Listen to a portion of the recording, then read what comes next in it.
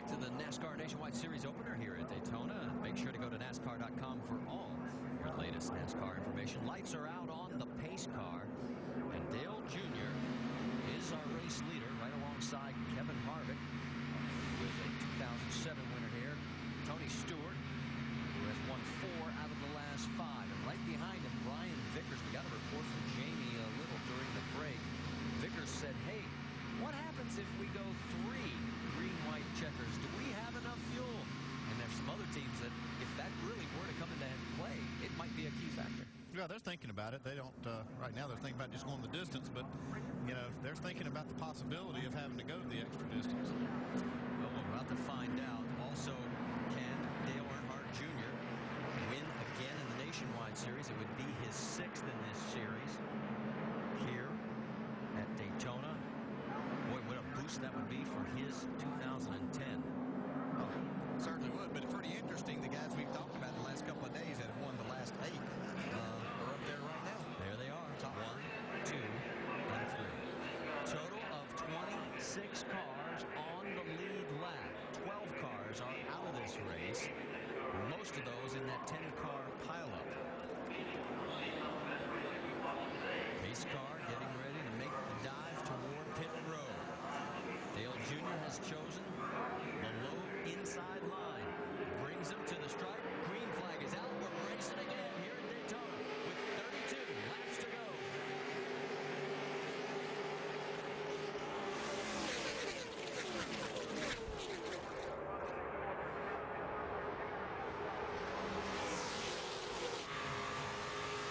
On board with Harvick in the low line, starting to make a push.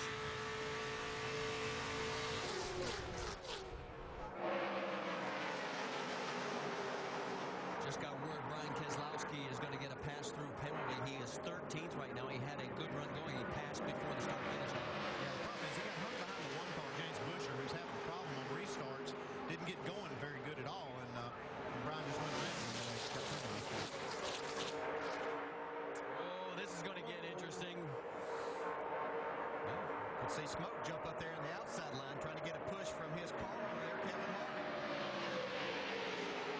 As his sights set on that 88 of Dale Jr. That's as close as you want to see Vickers.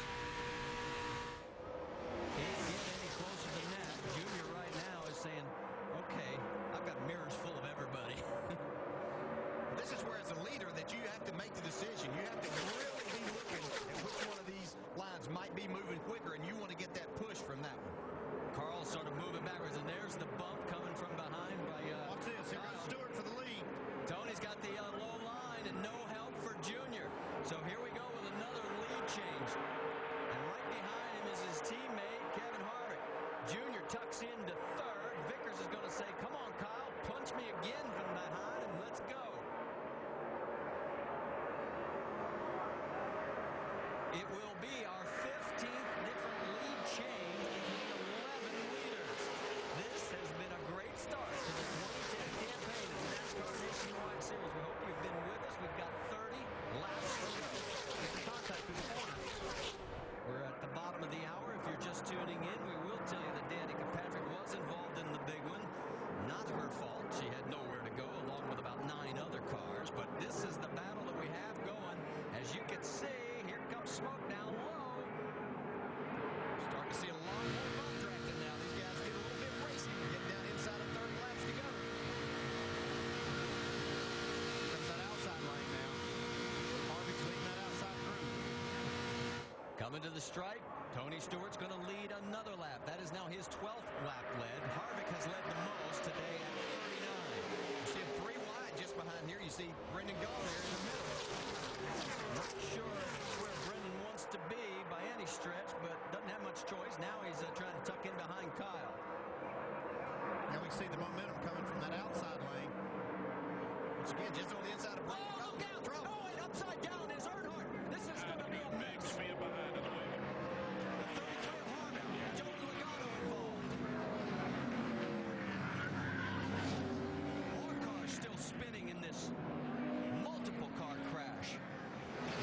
Just that quick.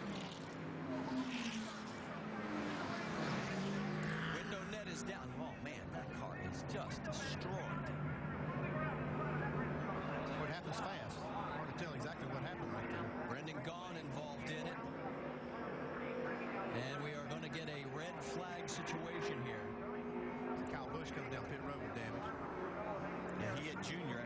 riding upside down. Another car that's coming in is the 09 of Scott Riggs. Look at the damage here. There is what's damage on the 33 of Kevin Harvick. So 2 of the 3 that have dominated this race the last few years are in some serious trouble. Dale is definitely out. I don't know how bad it is for Harvick right now. There's Brendan climbing out of his car. Mike Wallace coming down pit road destroyed. We'll have to see exactly what happened in this, but as we said, as things start picking up, these guys start getting a little more aggressive with their driving and trying to take advantage of the draft. And these are the kind of things that happen, and they usually happen on the straightaway. Every time it seems like these big wrecks happen on the straightaway.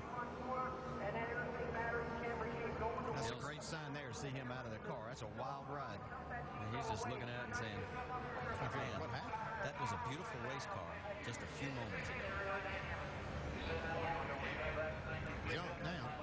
All right, let's go back, see how this all started. There's Dale right at the right side of your screen. There's contact behind him between Carl Edwards And Carl Edwards got up into Keselowski. And boy, it just flipped Dale over. And then there's nowhere for these guys to go. That's Kyle Busch. That's the damage he sustained. There's Brendan gone.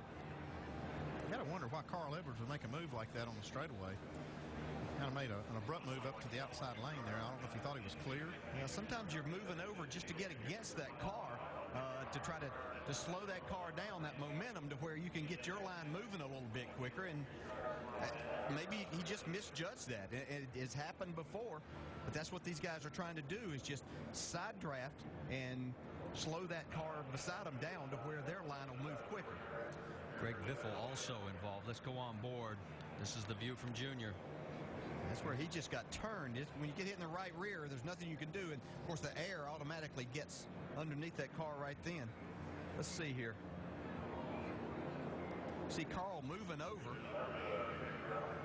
Yeah, I think his intentions were just to get over there, but you could see that outside line moving a little bit just to slow them down. And I don't know if Brad came down just a little. Nothing that Brad was doing wrong, but it only takes just a split second of both of these drivers moving in the same direction, and that creates the contact.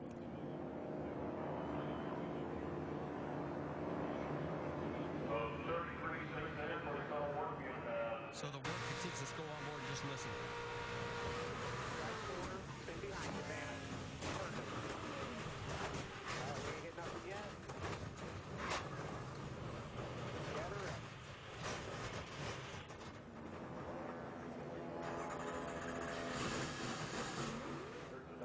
It's from high above.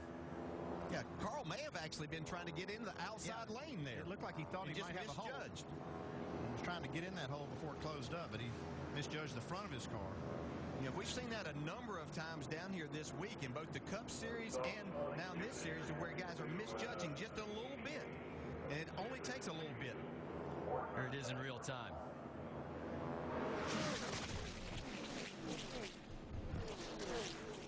Now, I'm going to say, I think it's just a product of this restrictor plate racing. The cars are all bunched up.